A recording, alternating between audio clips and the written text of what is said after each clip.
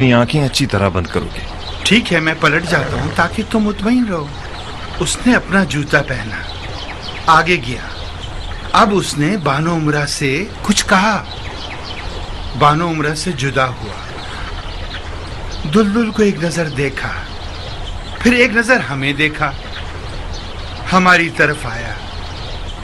اب کہے گا ضربی اپنا اور دلدل کا خیال رکھنا۔ ضربی، جی ابو اسحاق۔ اپنا اور دلدل کا خیال رکھنا۔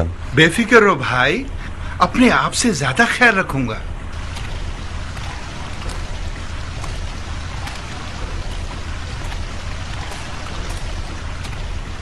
دلدل کی طرف گیا، اس کے سر پہ ہاتھ پھیرا، اپنا چہرہ دلدل کے چہرے پر ملا۔ دلدل کے کانوں میں